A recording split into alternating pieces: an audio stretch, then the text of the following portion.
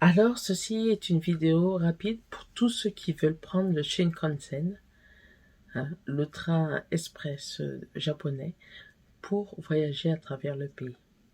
Vous avez décidé, avec vos valises, de partir pour profiter. Mais de nouvelles règles sont arrivées. De nouvelles règles qui vous demandent de payer pour vos bagages. Attention, c'est que certains bagages. Mais si vous prenez ces bagages, vous devez réserver la place pour ces bagages. Alors, qu'est-ce que vous devez faire? Qu'est-ce que vous ne pouvez plus faire? Et qu'est-ce que vous devez faire? Attention, je vais vous l'expliquer maintenant. La première chose à faire, c'est de vérifier quelle est la taille de votre bagage. Au centimètre près. Vous allez dire, mais c'est rien un centimètre. Eh bien, ça dépendra si vous devez payer pour votre bagage ou pas. Les bagages qui peuvent entrer dans le Shinkansen sans être payés sont jusqu'à 160 cm.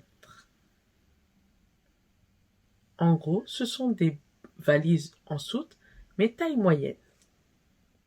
Mais si vos bagages font plus de 161 cm,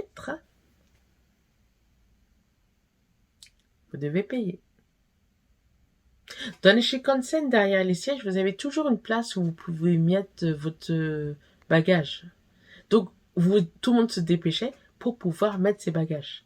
S'ils étaient plus petits, en général, on les mettait devant. Et comme il y a assez d'espace dans certains Shinkansen, on pouvait aussi les mettre à nos pieds. Mais maintenant, vous devez payer pour réserver cette petite place. Chacun a sa place et donc alors, cet endroit est réservé pour ceux qui ont payé. Vous pouvez réserver cette place même si votre bagage fait pas plus de 160 cm. Hein. Mais vous devez payer pour pouvoir mettre votre bagage. S'il y a personne qui vous le mettez, ça ira. Mais la nouvelle règle, c'est de payer pour mettre ses bagages à cet endroit-là. Autre chose importante que vous devez penser aussi, c'est que la réservation de cette place se fait avec votre billet. Donc, pensez à le faire.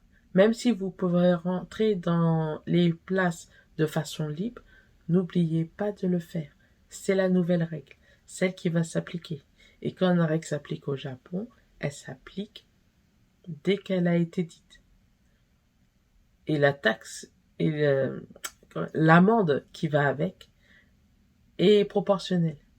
Donc ce serait bête, alors que vous connaissez ces nouvelles règles, de ne pas les prendre en compte. Elles n'ont pas été faites directement que pour les touristes, parce qu'elles existaient avant que les touristes arrivent. Donc, faites attention. C'est une règle connue. C'est une règle que vous verrez visible dans différents endroits qui vous demanderont de ne pas oublier ce point-là. Alors, pensez-y. Et vous passerez de un meilleur voyage avec vos bagages. Donc, si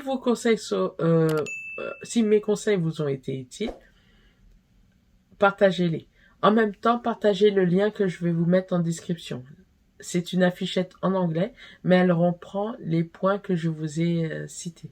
Comme ça vous facilitera le voyage. Sur ce, je vous dis, osaki ni tekimasu.